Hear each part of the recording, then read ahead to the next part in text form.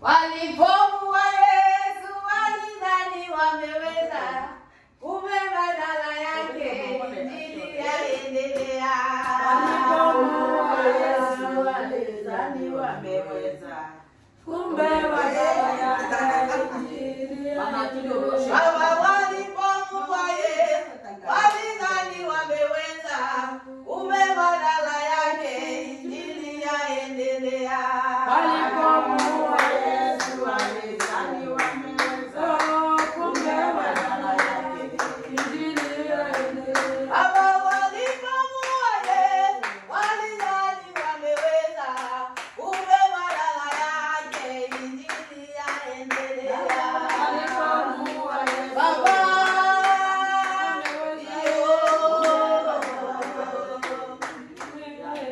kweli walipomua Yesu walidhani wameweza, kumbe badala yake injili yaendelea.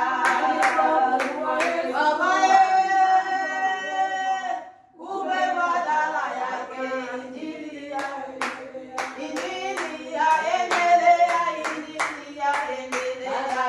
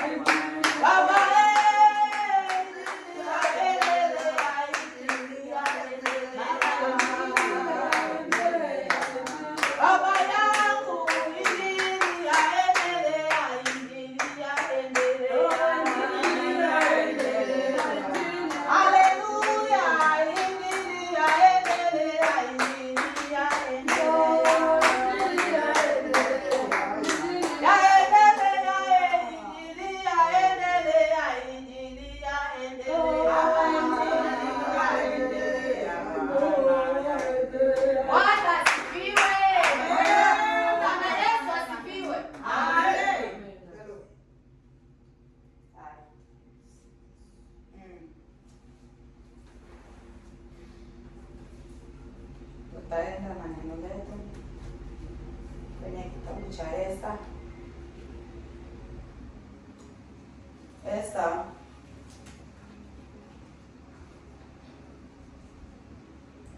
Tutaanza na Esta mstari wa sura ya 7.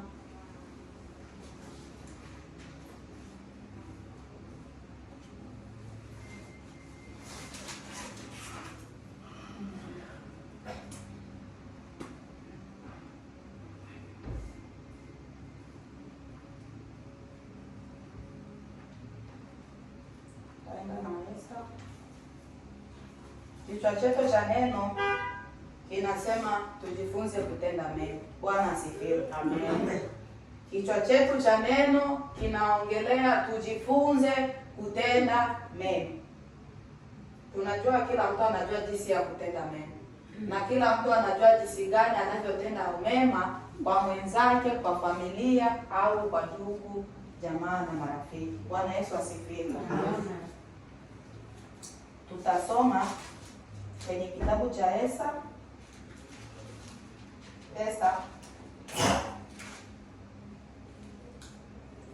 mstari wa 7 kama jinsi tunavyoangalia hapa.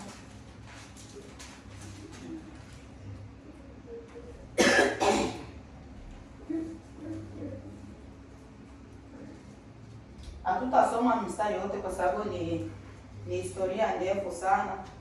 Unaweza ukaanza kwenye Esta sura ya 4 au unaweza ukaanza kwa kuelewa vizuri, unaweza ukaanza sura ya 3 unakuja kumalizia mpaka sura ya 9 au sura ya 10. Au kwa kuelewa tu vizuri unaweza ukaishia sura ya 7. Ndio unaweza ukaelewa somo vizuri. Bwana Yesu asifiwe. Amen. Tutaangalia kidogo kidogo, kila sehemu tutagusa sehemu kidogo kidogo ili tupate kuelewa ni nini hasa maana tunasema kwamba tujifunze kutenda mema. Kwa sababu tutaelewa jinsi hii Esta ilizungumziwa, kwa nini tuseme tujifunze kutenda mema. nikagusa kidogo kidogo, sio kwamba tutasoma sura zote, hapana. Tutaanza Esta sura ya 4 pale kwenye tutaanzia na kwenye tutaishia, ndo hapo. Inasema kwamba basi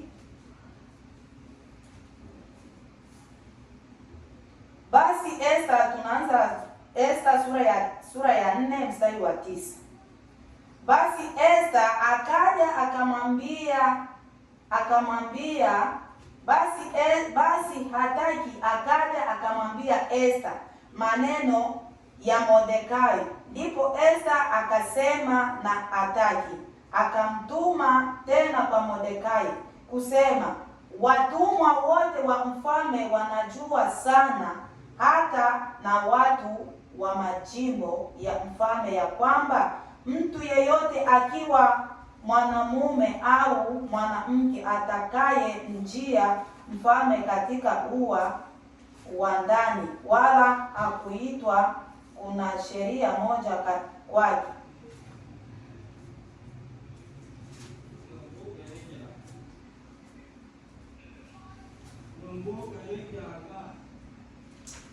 hapa tutaanza hapa Esta sura ya 5.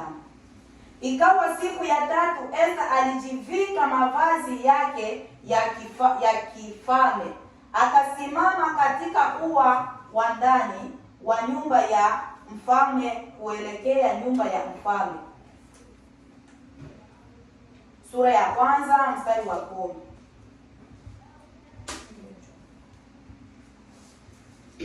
Saba moja hadi 10. 7:1-10. Basi mfalme na Hamani walikuja kula karamu pamoja na malkia Esta. Mfalme akamwambia Esta tena siku ya pili pale penye karamu ya divai, malkia Esta, dua yako ni nini? Nawe utapewa, na haja yako ni nini? Hata nusu ya ufalme utafanyiziwa. Ndipo malkia Esta alipojibu akasema, mfalme, ikiwa nimepata kibali machoni pako, na mfalme akiona vema, nipe maisha yangu kuwa dua yangu, na watu wangu kuwa haja yangu, maana tumeuzwa mimi na watu wangu, ili tuharibiwe na kuuawa na kuangamia. Kama tungaliuzwa kuwa watumwa na wajakazi, ningalinyamaza. Ila hata hivyo msiba wetu haulinganishwi na hasara ya mfalme. Ndipo mfalme Asuero aliponena akamwambia malkia Esta, ni nani huyu tena, yuko wapi, ambaye moyoni mwake alithubutu kufanya hivi? Esta akasema, ni mtesi, tena ni adui ndiye huyu Hamani, mtu ambaye kabisa. Mara Hamani akaingiwa na hofu mbele ya mfalme na malkia. Mfalme akaondoka katika ghadhabu yake kutoka kwenye karamu ya divai, akaingia bustani ya ngome. Hamani naye akasimama ili ajitakie maisha yake kwa malkia Esta, kwa kuwa aliona ya kwamba amekusudiwa madhara na mfalme. Kisha mfalme akarudi kutoka katika bustani ya ngome hata mahali pa karamu ya divai. Ikawa Hamani amejitupa chini penye kitanda alipokuwapo Esta. Mfalme akasema, namna gani je, mtamfanyia malkia jeuri hata machoni pangu nyumbani mwangu? Na neno lilipotoka kinywani mwa mfalme, wakamfunika uso Hamani. Ndipo aliposema, Harbona Harbona, msimamizi wa nyumba mojawapo wa wale waliohudhuria mbele ya mfalme.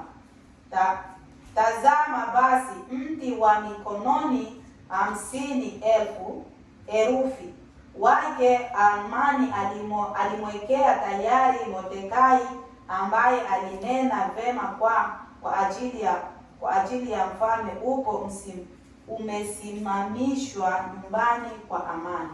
Mfalme akasema, mtundikeni juu yake. Basi akatundika Hamani juu ya mti aliyomwekea tayari Mordekai. Ghadhabu ya mfalme ikatulia. Awe changi. Amen. Bwana Yesu asifiwe. Amen. Tumesoma mstari mzima, lakini tutachambua tu kidogo tujue sababu kwa nini Hamani kama jinsi alivyokuwa mkuu wa maakida. Kwa nini hii story imesema kwamba ilikuwa imeandaliwa Wayahudi wauawe? Badala ya Wayahudi kuuawa, akaja kuuawa yule ambaye aliyepanga njama za Wayahudi wauawe. Bwana Yesu asifiwe. Amen. Ilikuwaje? Kwa nini hii adhabu itokee kwa Hamani? Ni kwa nini? Ni kwa sababu Esta alipoolewa kwenye nyumba ya ufalme, akaolewa na mfalme Asuero. Alipoolewa na mfalme Asuero, huyu Hamani anayesemekana hapa Hamani aliuawa, alipandishwa cheo, akapandishwa cheo na mfalme Asuero kuwa mkuu wa maakida. Na alipopandishwa cheo kuwa mkuu wa maakida, sasa mfalme akasema ya kwamba kila yeyote amwonaye Naamani amepita anastahili kufanya nini? Kumshuhudia. Sasa alipokuwa binamu yake ya Esta akasema ya kwamba mimi siwezi nikamshuhudia Naamani, siwezi. Sasa Naamani alipoona ya kwamba binamu yake ya Esta Mordekai amshuhudii, afuati ile kauli ambayo mfalme amesema, akapanga njama za kumuua. Bwana Yesu atuhurumie.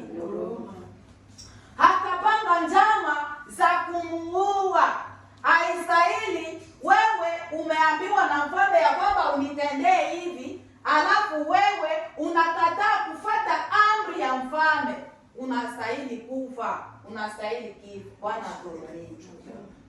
Sasa alipopanga mipango, akaongea na wale watu wake wa kwenye ile idara ya cheo chake, akazungumza nao, akasema ya kwamba tuandike barua ya kuweka kwenye, yaani tuweke matangazo ya kwamba taifa la Wayahudi linastahili kuuawa. Sio ati kwamba ni mtu mmoja, yaani alichaka kama hivi jinsi tulivyo kabila la Wabembe. Akasema Babembe bose balenge bakwe lomakalo ya mtumo tabuduwewe abe chatoka kilima. Akapanga hizo njama, na alipopanga hizo njama ikaja kugundulika Naamani amefanya njama za Wayahudi wote wauawe. Mordekai alipogundua hilo jambo, alikamata mavazi ya magunia akajivika, akachukua na majifu akajipaka, na wengine walikuwa wanalala juu ya majifu kufuatana na lile jambo ambalo waliloambiwa ya kwamba Wayahudi wote wanastahili kuuawa. Ilipofika hivyo, akakaa akajifikiria, mimi kama mimi nitafanyaje? Sina msaada wowote. Acha niende kwa Malkia Esta, nimpe taarifa, wajue ya kwamba mtu ambaye anayewasimamia anapanga njama za sisi kuuawa, na ikiwa sisi tunauawa na Esta naye yumo kwenye hilo njama la kuuawa. Bwana Yesu atuhurumie. Ndipo alipokaa akapeleka taarifa, akaenda kukutana na Esta, akamwambia tazama, Naamani amepanga hiki, na sisi sote wote taifa la Wayahudi tutauawa. Esta aliposikia hizo taarifa, akachukua mavazi yake ya ufalme akayavua, akachukua vazi la magunia akavika mwili wake, akachukua na majivu akajipaka. Yuko kwenye masikitiko ya kusikitika. Ni kwa nini Naamani amepanga jambo hili? Ni kwa sababu gani? Na kwa nini amefanya hivi ya kusema ya kwamba taifa langu liuawe? Ni kwa nini? Ni kwa sababu gani? Ndipo alipokaa akajifikiria, akamwambia Mordekai, kaheni siku 3 kwenye mfungo kuomba kumlilia Mungu. Hageuze hili ambalo limetendeka, halifanye kuwa zuri, na lile baya halifanye kuwa, alibadilisha. Ndipo walipokaa, hakuna aliyekunywa maji, hakuna aliyefanya kazi yoyote. Yaani vifaa vyao vyote na mbuzi na kondoo na ng'ombe na nini, hakuna chochote kilichopelekwa malishoni, hakuna lolote lililotendeka. Watu wote, taifa lote la Wayahudi walikaa chini kumuomba Mungu, kumsihi Mungu lile pigo ambalo wamepigwa apate kulifuta. Bwana Yesu asifiwe. Amen. Neno hili linakwambia nini? Tunapokuwa tumejaribiwa au tunapopangiwa mipango, na ikiwa ile mipango wewe umeigundua, unahitajika kufanya nini? Kukaa chini na kumuomba Mungu. Baba, tazama hiki ambacho kimenitokea, nitafanyaje? Bila Mungu hakuna jambo lolote linaweza likatendeka. Bwana Yesu asifiwe. Amen. Pasipokuwa Mungu hakuna jambo lolote linaweza likatendeka. Wanadamu wanaweza wakakupangia mabaya, lakini Mungu wa mbinguni anakuwazia mema. Bwana Yesu asifiwe. Amen. Usihuzunike.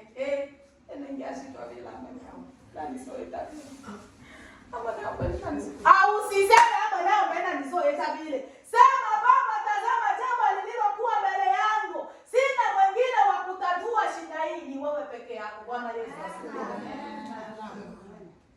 Unapokuwa na shida, magonjwa yametokea ndani ya nyumba yako, peleka habari emergency leo. Alo tata, lona hii ni mwanaombe.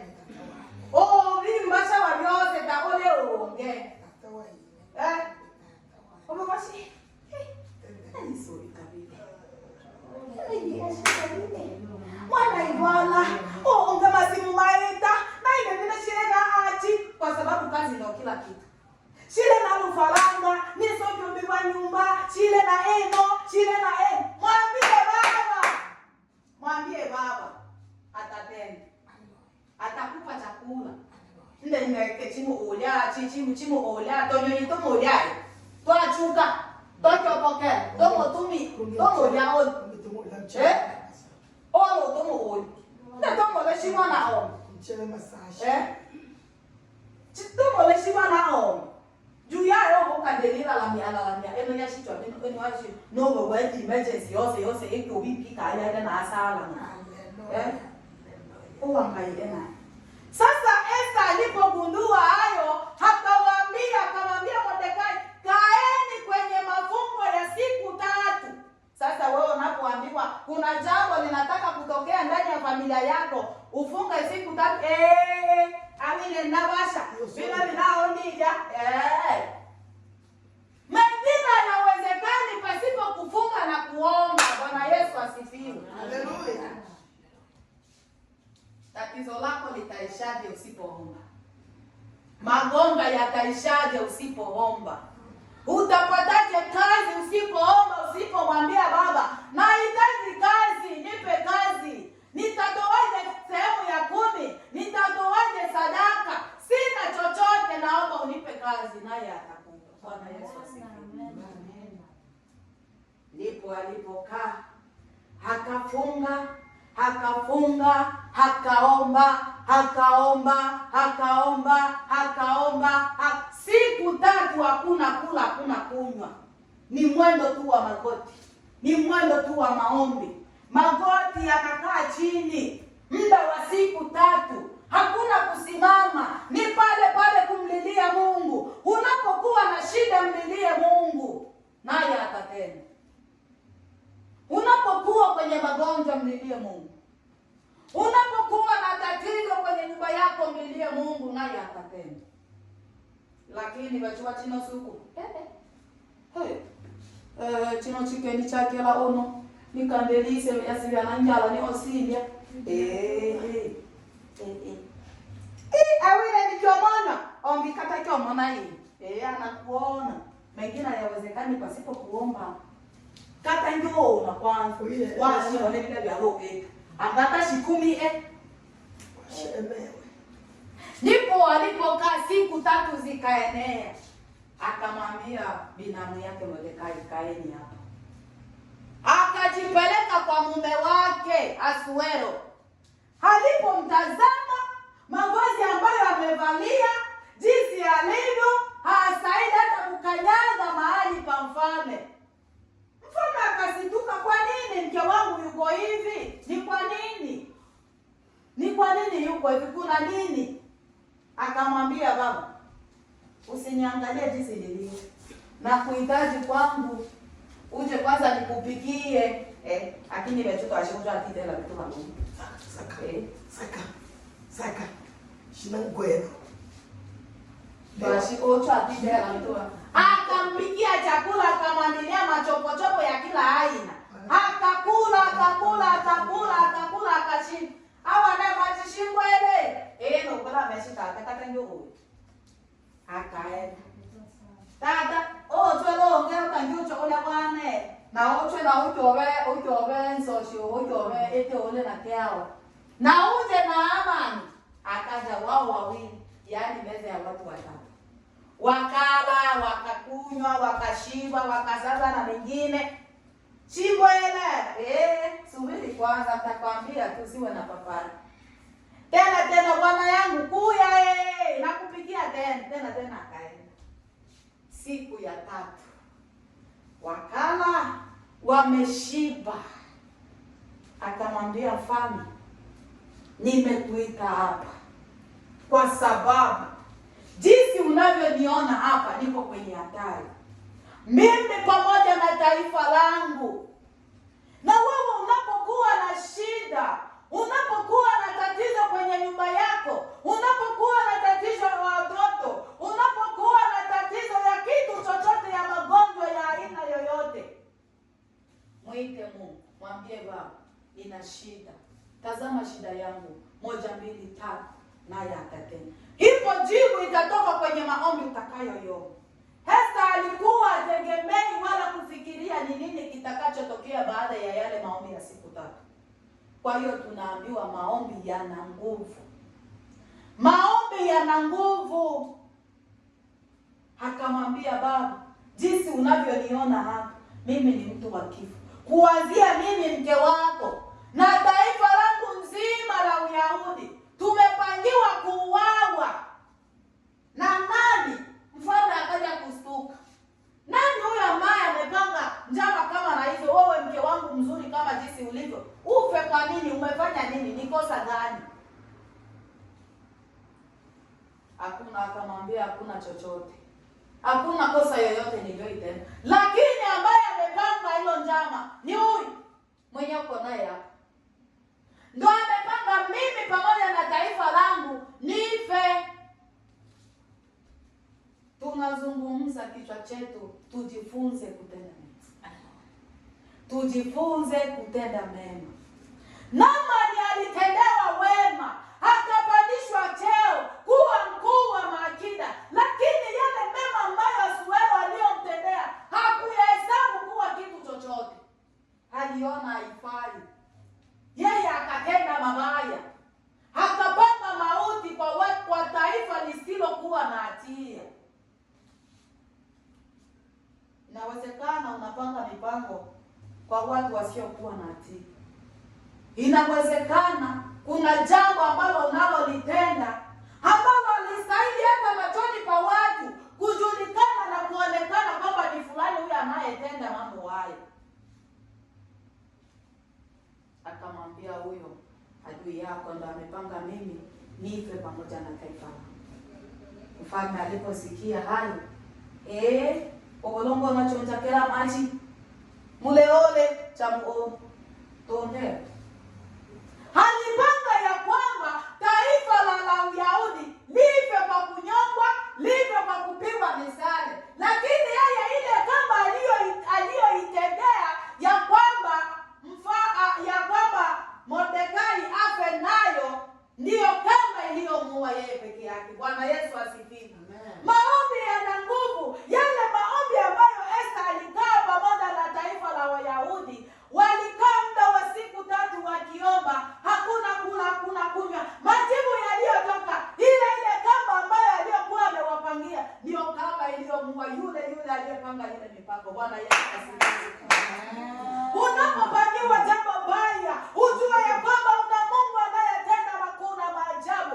Ujue ya kwamba kuna Mungu anayebadilisha majira. Ujue ya kwamba kuna Mungu anayetenda mambo yasiyowezekana kwa mwanadamu, lakini kwake yanawezekana. Bwana Yesu asifiwe. Amen. Alitenda jambo mpaka taifa la Wayahudi likabaki limeshangaa. Yule ambaye aliyewapangia mabaya, yule ambaye aliyepanga mabaya kwa ajili yao, yeye yule yakamrudilia. Kwa hiyo ikiwa una shida, mwambie Mungu, huyu ambaye ametenda jambo hili kwangu, nahitaji nipate kumrudilia yeye mwenyewe pamoja na familia yake. Amen. Maandiko yanasema ya kwamba jaribu linaweza likaja likaingilia hapa, lakini likitoka milango yote linatoka kwa pamoja. Halitatokea tena kwenye ule mlango moja, itatokea kwenye milango mingine. Tutaenda kwenye kitabu cha Matendo tuone mtu aliyetenda mambo mema. Alitendewa nini? Alitendewa jambo gani? Mtu aliyetenda matendo mema. Bwana Yesu asifiwe. Mmelala? Walala hivi. Hawa mtu akiona na ete bila bele. Jamani amkeni. Amkeni jamani, tusikie mtu aliyetenda mambo mabaya alitendewa nini? Hatima yake ilikuwa nini? Ilikuwa ni kufa. Na yule ambaye anayetenda mambo mazuri, wewe ambaye unayetenda mema, endelea kutenda mema, utapata thawabu. Hata kama usipolipwa mbinguni, eti kwamba dole pawikolo, sawa, mwikolo utalipwa na hapa duniani utalipwa. Bwana Yesu asifiwe. Tutasoma kwenye kitabu cha Matendo ya Mitume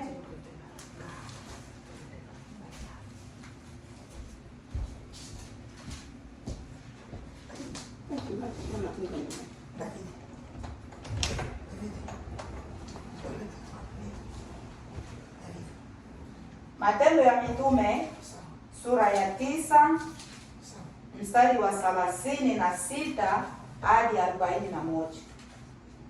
Tuone mtu aliyetenda mambo mema alitendewa jambo gani? Ni nini kilichomtokea baada ya yeye kutenda mambo mema? Bwana Yesu asifiwe. Amen.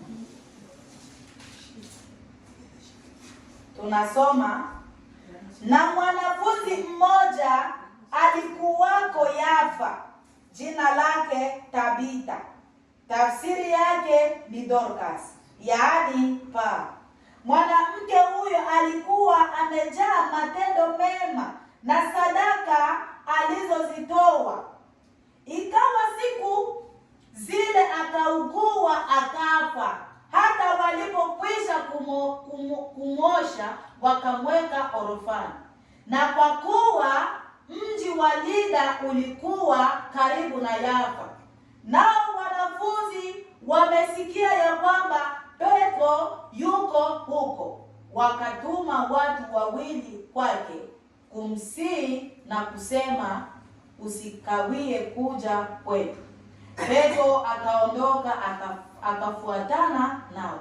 Alipofika akampeleka juu orofani. Wajane wote wakasimama karibu naye wakilia na kumwonyesha zile kanzu za nguo alizozishona Dorcas. Wakati ule alipokuwa pamoja nao, Petro akawatoa nje wote, wakapiga magoti, akaomba, akisha akaelekea yule maiti, akanena, Tabitha, ondoka. Naye akafumbua macho yake, na alipomwona Petro akajiinua, akaketi, akampa mkono, akamwinua, hata kisha kuwaita wale watakatifu na wajane, akamweka mbele yao hali yu hai. Bwana Yesu asifiwe. Amen. Yeah. Bwana Yesu asifiwe. Huyu ni mwanafunzi, alikuwa mwanafunzi wa Yesu. Jina lake alikuwa anaitwa Dorcas. Tabitha, Dorcas. Jina lake alikuwa Dorcas. Ni mwanamke, ni mwanamama ambaye aliyejaa matendo mema. Ni mtu ambaye alitenda mambo mema kwa watu. Aliwasaidia wajane, aliwasaidia mayatima, aliwasaidia hata pia na watakatifu wa Mungu. Wajakazi wa Mungu aliwasaidia. Kazi yake ilikuwa nini? Ilikuwa kuwashonea makanzu. Watu wa zamani walikuwa wanavaa mavazi yao ilikuwa makanzu. Awe ojo kulangana ngana. Matendo mema yanalipa. Lakini unapotenda ubaya, utalipwa ubaya. Bwana Yesu asifiwe. Amen. Lakini huyo mwanamama wakati ulipofika akaugua, akafa. Na alipokufa hata ile iwasaidia mtu ama neombe wala balo watelecha ile ngajile na ile tu ya fulani hata ile bino naso nawa sikabela ndo hata ile bino naso nawa si ile ya bini na toma obi wa kangolo hata ile jamani. Mwanamke huyo alikuwa amejaa matendo mema. Aliwatendea watu wema, akawatendea mema. Na yale mema ndio yaliyomtoa kwenye mauti. Bwana Yesu asifiwe. Unapowatendea watu wema, usiseme hapana. So baba bi no si etela watu wema na hata toshibe, utalipwa. Unajua ni mangapi unayotendea? Mpaka wao maneno wase wameoke hufu. Riziki ele waletela ndo fulani. No olepa. Hakuna. Hautaona. Lakini kwa yale madogo unayoyatenda kwenye mikono yako, ndio Mungu atatenda kufuatana na ile kazi aliyoitenda. Nimefanya hiki bila wewe mwenyewe kujitambua. Bwana Yesu asifiwe. Amen. Alipokufa wale watu wakalia, Baba, unatuchukulia huyu mtu, tazama kazi tulizokuwa nazo. Ni yeye ndiye aliyezitengeneza. Ni yeye aliyezitengeneza. Ukimchukua huyu tutafanyiziwa hivi na mwingine nani? Nani atatushonea makazu? Nani atatushonea nguo? Ni nani? Wakalia. Lakini waliposikia kwamba Petro na Yohana wako sehemu fulani, wakawatuma watu, enendeni mkawaite. Ndipo walipofika, wakamwonyesha huyu aliyefariki ndiye aliyefanya hivi. Wakalia na zile kazi wako nazo mikononi. Wakamwonyesha kwamba huyu aliyelala hapa ndiye aliyetenda mambo haya. Petro na Yohana walipoona ya kwamba watu wale walikuwa wamejaa huzuni mwingi kumpoteza mtu ambaye aliyekuwa amewasaidia, aliyekuwa anawasaidia usiku na mchana, wakawafukuza, nendeni, tokeni nje. Wakamuomba Baba, tazama watu wako jinsi wanavyolia, kwa nini umemchukua? Na walipoomba, Dorcas akasimama. Ni nini kilichosababisha Dorcas alisimama? Matendo mema aliyoyatenda. Imani pasipo matendo ni bure. Unaweza ukamwamini Mungu, lakini sasa yale matendo kuonesha ya kwamba wewe umemwamini Mungu hayamo ndani yako, ni sawasawa na bure. Ni sawasawa na bure. Matendo yake ndiyo yaliyosababisha Dorcas alifufuka. Matendo mema. Neno hili linatuambia nini? Tujifunze kufanya nini? Kutenda mema. Unapotenda mema kwa watu utalipwa. Lakini unapotendea watu ubaya, yale mabaya uliyowatendea yatakurudilia wewe mwenyewe peke yako. Bwana Yesu asifiwe. Hivyo Mungu anavyotenda. Ndivyo Mungu anavyotenda. Tujifunze kutenda mema. Jifunze kutenda mema. Jifunze kutenda mema. Unapotenda mema, nawe utalipwa mema. Amen. Unapotenda mabaya, nawe utalipwa na mabaya. Naamani alikuwa afikirii wala kujua kama yale ambayo aliyotendea Wayahudi yatamrudilia yeye. Lakini angekuwa ya kwamba anajua ya kwamba haya ninayoyatenda yatanirudilia, wala asingetenda jambo lolote. Lakini kwa sababu alikuwa ajui, aiwelanga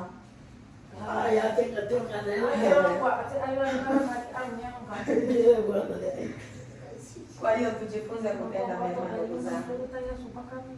Tujifunze kutenda mema na tutauona mkono wa Mungu. Tunapotenda mema tutauona mkono wa Mungu kwa kazi tunazozitenda. Kwa ile misaada, furaha, usichoke kumpigia Mama Deborah chai. Usichoke. Kwenye hiyo chai hiyo, unajua ni mangapi ambayo Mungu anayoyatenda? Unajua ni mangapi? Haujui. Ni kwa sababu hatujui mambo ambayo Mungu anayotendea kwenye ulimwengu wa kiroho kufuatana na mema tunayoyatenda. Kwa hiyo tujifunze kutenda mema. Unapokuwa na kadogo, mpe mwenzako, hata riziki unabiinde unayo. Mungu wale la hiyo kaja hii na ima hata ili wandala yomo sangana ola ale mbalabala wa awatele chali na kwa hiyo neno letu la leo inatufunza ya kwamba tujifunze kutenda mema. Hata Yesu mwenyewe aliwatendea watu wema. Alitenda mema kwa watu. Lakini wale watu hawakuhesabu yale mema ambayo Kristo aliwatendea. Waliona ya kwamba ni bure, hajatenda jambo lolote. Alilisha watu maelfu. Alifufua wafu. Aliponya magonjwa. Alifungua watasa. Waliokuwa na mashida mbalimbali walifunguliwa. Lakini wale watu hawakuona yale yote ambayo Kristo aliwatendea. Kwa hiyo tuhesabu mema ambayo tunayotendewa na wanadamu. Tuhesabu yale ambayo tunayotendewa, kwa sababu ipo siku tutalipwa. Usipolipwa hapa, yale ambayo uliyoyatenda utayakuta mbinguni usipozimia Mungu. Ndio wanasema no kandeni tena tangaza angana ya hela. Ni maamuzi yako peke yako. Usipolipwa hapa, yale ambayo uliyotenda hapa, usipotenda mazuri hapa, utaenda yakuta kwenye utaenda, kama ni jehanamu huko. Kama ni mbinguni huko. Kwa hiyo tujifunze kutenda mema. Neno letu la leo linatufundisha tujifunze kutenda mema. Neno la Bwana lizidi kutufundisha zaidi na zaidi, na lizidi kutuongoza kwenye njia ya Ukristo, ili tuzidi kutenda mema. Haya tuliyosikia hapa, mimi na wewe, sio kwenu, ni kwa watu wote, kwangu na kwako. Sisi sote tujifunze kutenda mema, maana tunapotenda mema ndipo Mungu naye hatatutendea mema, lakini tunapotenda mabaya ndipo yale mabaya tuliyoyatenda yataturudilia na sisi. Bwana atubariki. Jina la Bwana libarikiwe. Amen. Amen.